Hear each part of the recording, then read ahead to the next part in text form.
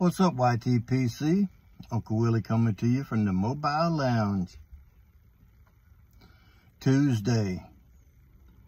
You know how I know? My wife's going down to the office. So it's me and the little dog here by ourselves, so I know it's Tuesday. Just a quick check-in. I wanted to give a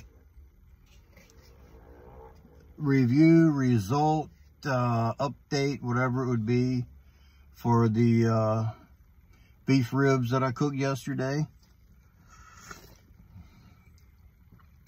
I'll tell you one thing. Hawaiian coffee again. The recipe calls for you mix up some dry ingredients, which was salt, pepper, paprika, onion powder, garlic powder. I think that was it. Like 2 teaspoons of each. Combine it real well in a bowl. Wash your ribs and dry them off. Pat them down with a paper towel. They called for canola oil, but I didn't have any. So I just used vegetable oil and put on top and just rubbed over the ribs and give them a glaze. Then take that dry rub and cover them with that dry rub that you made up. Wrap them loosely in tin foil. Put them in the oven at 330 for 3 hours. Well, when I told y'all that I had them in the oven cooking, I went back in the house. Man, the house smelled amazing. My mouth started watering. I mean, they smelled so good. That combination of that rub, once them juices hit it and it started cooking, oh my. So you cook it for 3 hours, then you pull it out, peel the tin foil back, then put a little bit of barbecue sauce on top of it, your choice, and then put it underneath the broiler for like 3 to 5 minutes.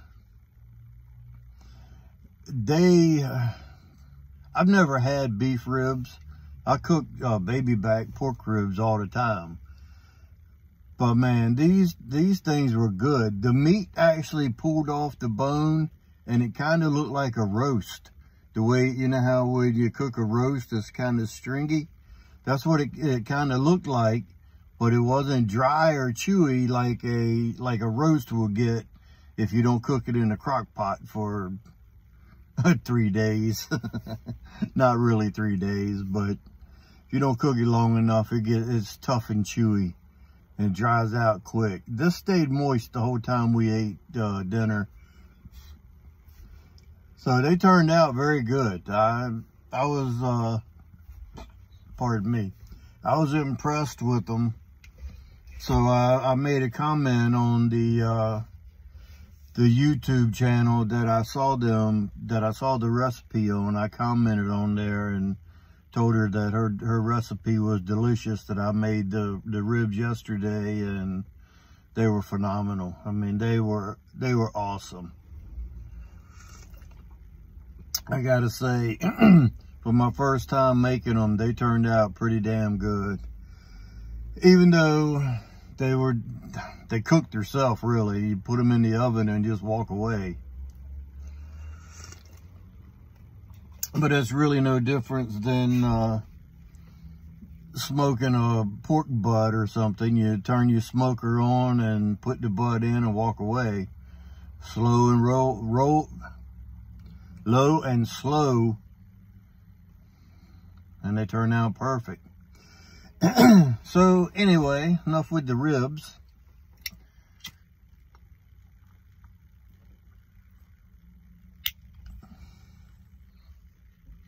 Smoking a Savinelli Shape 614. It's called the dry system. It's got a P-lip. They don't call it a P-lip because I guess Peterson has the trademark, copyright, whatever, for the P-lip. But it's a P-lip design. air hole at the top right there. Little funny bit on it. Call it the dry system. It's a 6mm.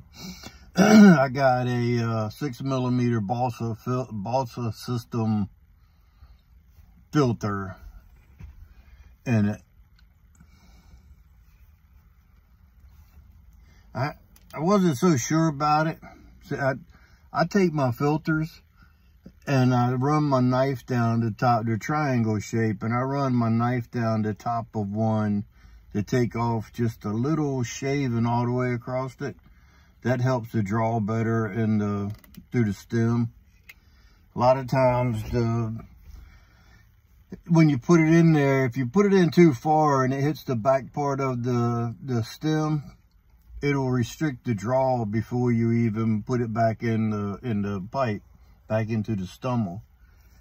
So a lot of times when they hit like that, I'll take and cut like a 1/16 off of the filter and shorten it just a little bit, or the balsa. And then the triangle shape, I shave down the top to help less restrict the draw on it. Haven't smoked this pipe a lot because when I first got it, I wasn't really sure about it. So I had Boswell's make me another stem for it, and it's a pretty blue and white swirl stem. I got it in-house.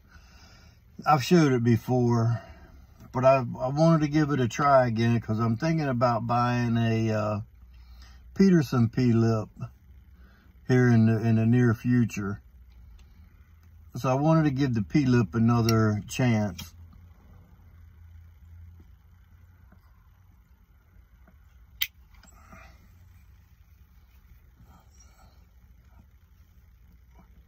This is a dry system, similar to the Peterson. It's got the draft hole drilled this way. Then it's got a reservoir that's supposed to collect the moisture. That's where the filter goes, like that. So with some of them, I'll take the filter or the balsa system and leave it out a little bit. So when I push it in, it bottoms out on that. That way any moisture comes in, it'll start absorbing it, and it still has the airflow to go up around it through the triangle shape. And that way when you cut off just a little bit, it doesn't bottom out on the end of the P-lip stem here, and it doesn't restrict it as much.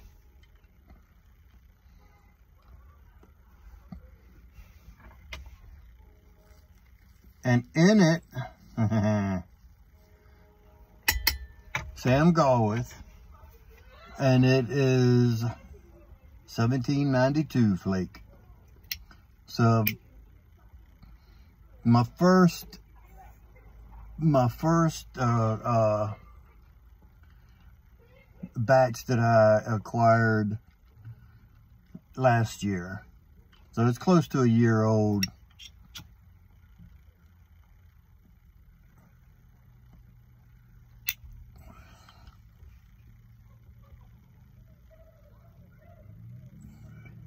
Stuff is good. I know a lot of you guys have had it, and I sent some out to some of you guys that has never had it.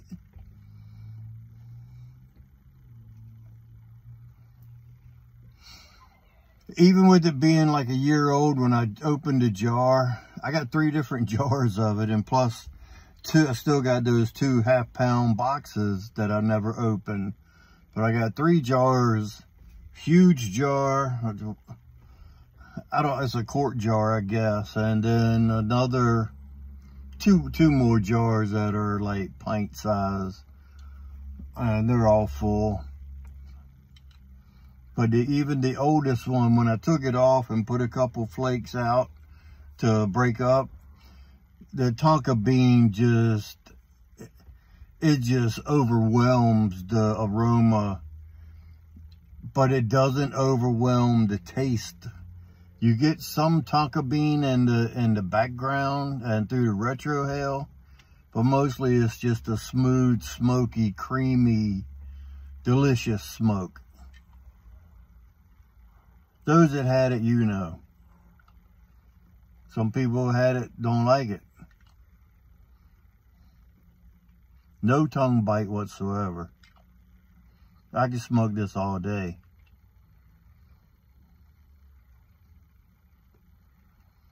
And this pipe is actually working out pretty well.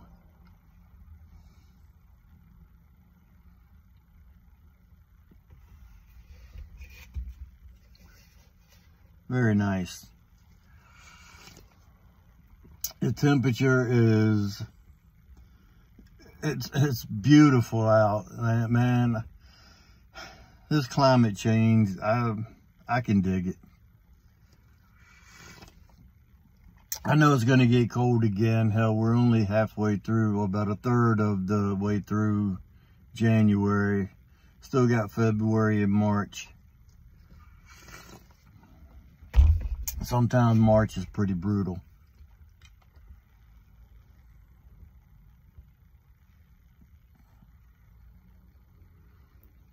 Hope you have a nice Tuesday. Remember, if you stay ready, you don't have to get ready. And with that being said, until next time, you know what to do. Stuff them and puff them.